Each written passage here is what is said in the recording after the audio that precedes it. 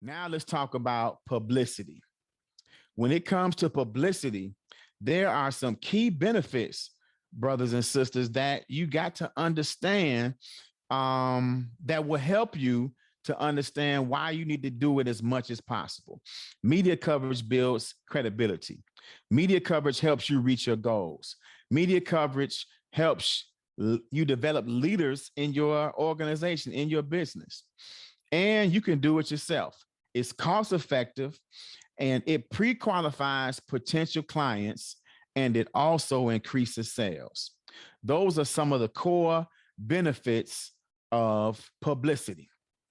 Now, I'm gonna tell you something that I learned when I was in college, learning the principles of journalism.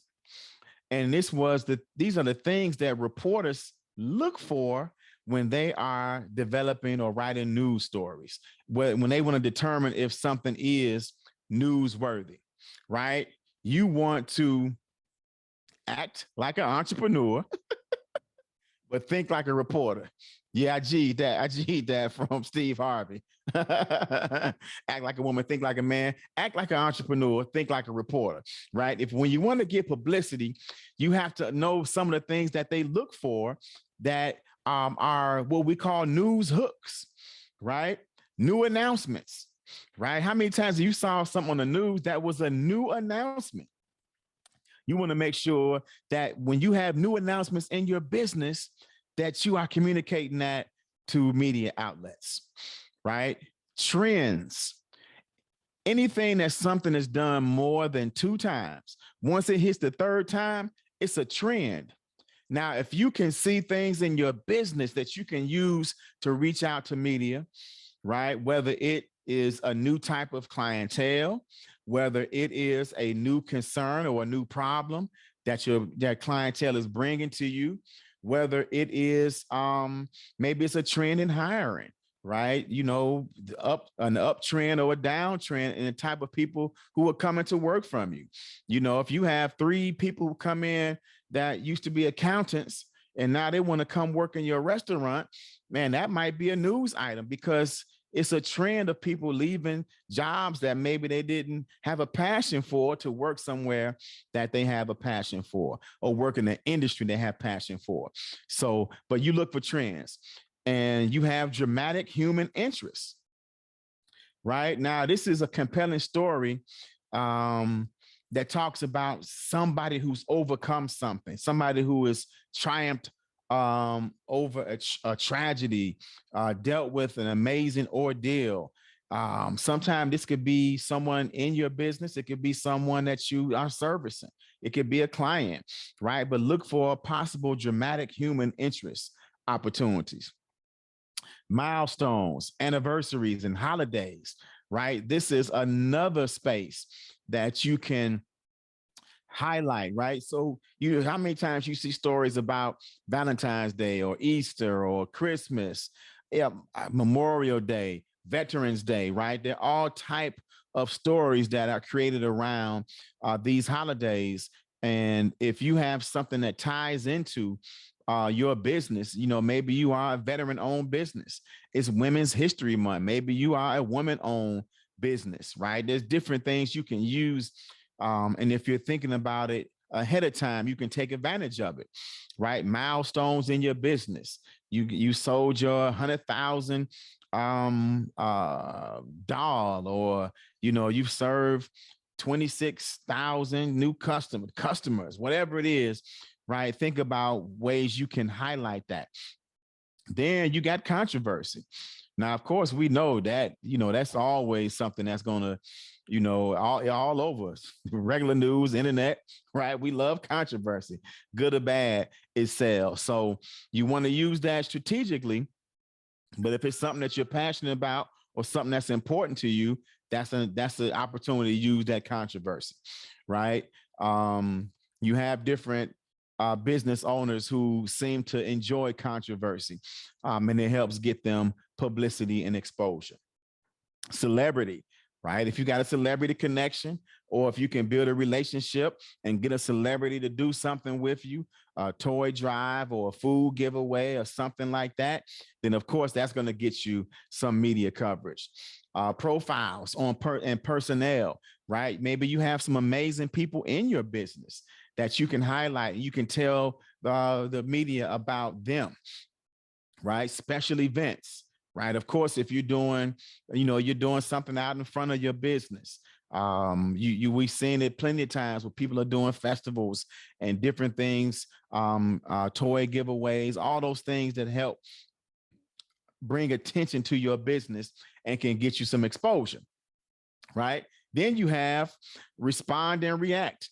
Maybe you're in a place where politically, and I think I know somebody that's tuned in. I know he's very versed in this. There's something happening in the political arena, and you have you can give an educated comment on it. You have some background and experience. Then reporters and media outlets are going to be calling you to get your opinion on this. So if you're in the food industry, maybe there's a conversation about the rising cost of food.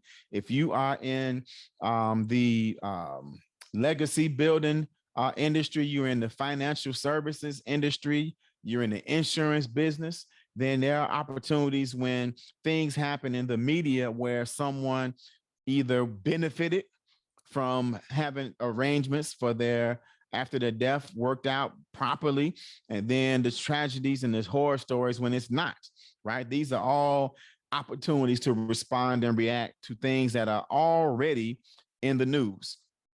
And then sometimes it may be a fresh angle on an old story, right? Sometimes, sometimes some media outlets will even do remember this story. It'd be something that happened 2 years ago, and now there was an update. There's something happened. There was something that transpired. So that gives you a chance to, if you are involved in it or connected to it, it gives you a chance to showcase your business within that fresh angle of that old story. Now, we're going to keep moving. We got a few more minutes. Time is on me. So, but I want to respect your time, but I got to give you these gems right here. Now, 6 steps to free publicity, right? The core, most important tool to use to get publicity is a news release. That news release and sending it out via email. When I first started, we were sending out via fax and we were laughing at the old timers who had to mail stuff in. So with fax machines are done. Email is so simple. It doesn't cost you anything. So I want you to take these basic tips on how to put together that news release. And you don't have to be a English major. You don't have to be have a journalist background. As long as you can put together a basic sentence structure, and you have these apps and stuff online that you can get it proofread, right? You can reach out to somebody in your family who was a good writer and have them look over it. But the first thing you do is write a compelling headline using a news hook. The news hook is the things we just mentioned, right? All of those tips on how reporters think and how they look for news. Write a compelling headline with one of those hooks in it. Whether it's a trend, it's a new announcement, whatever it is, right? Then your second paragraph, present the basic facts of the angle in this first paragraph, and you want to answer the 5 W's: who, what, when, where, and why. Right? Once you answer those basic 5 things with the angle that you have that is connected to the headline you just wrote, the next thing you do is to put a quote in there. And this is where you can get creative. This is where you can have some fun with it and put a lively quote in there that you think may attract some attention. You use the PSA format in that paragraph, highlighting the problem and offering a solution. Now, after you put the problem and solution in that third paragraph, then you can put the call to action in the fourth paragraph, all the details on how to get in touch with you, what to do, how to RSVP, how to get more information, right? You put all those things in there. And then while we're at it, at the very top, you want to make sure that you put your contact name, your phone number, and for immediate release.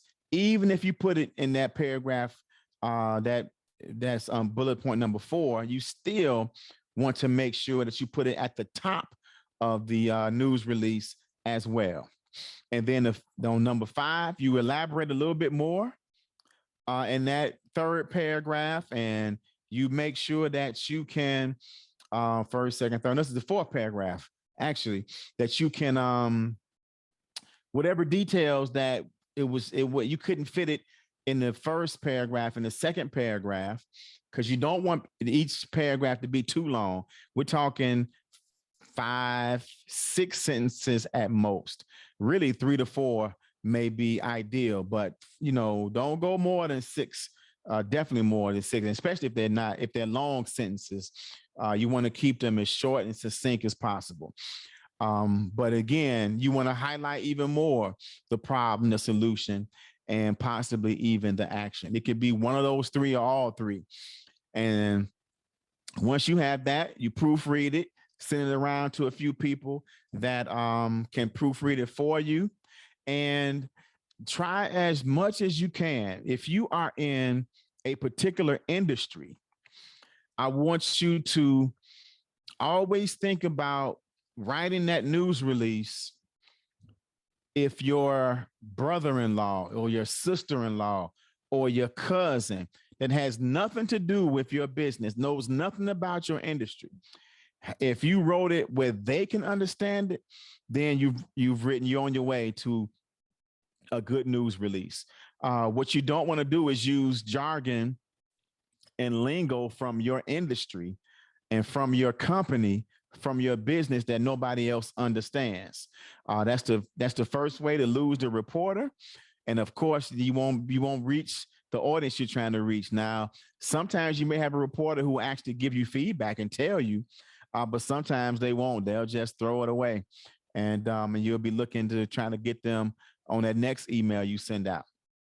Now, of course, you have people who are publicists. You have people who have resources and some of the media contacts. We have a lot of media contacts, but what you could do is you could go to the library, right? You can look up media contacts, and of course, you can find them online. You identify the media outlet, you identify the reporter, and it's never been so easy to find media outlets and reporters now, because pretty much every reporter has an Instagram and a Twitter handle. So you can find them like there. You can engage them there. Sometimes you can even send a news release in the DM, right? But you want to try to get their email and build those relationships with them so that you can consistently send them things, maybe once a month, depending upon what may be going on in your business. You may send out some at certain times, more than that. And I don't want you to get discouraged if they don't respond immediately. But what you're doing is you're getting them to do the same thing that you want a client to do. You're getting that reporter to know, like, and trust you. Ooh, brothers and sisters. See, look, these things are so transferable, right? How you build relationships with reporters is the same way you build them with clients. You build relationships by getting people to know, like, and trust you. Now, I'm going to drop a bomb on you. Do you know this easiest way how can I say it? People know, like, and trust people who are just like them. I'm going to say that one more time. People know, like, and trust people who are just like them. So when you're trying to communicate to a reporter, you're trying to communicate to the people who are going to be listening to the news report in the public, when you're trying to communicate to your client, that's what you want to look for commonality. You want to look for the things that you do that you can highlight and they can say to themselves, reminds me of me, right? That's something I would do, right? That's when you start getting people to know, like, and trust you when they see that you're just like them. Chicago's big for that. What part of town you from? Where your people from? They from Mississippi, they from Tennessee, right? We always looking for the connections.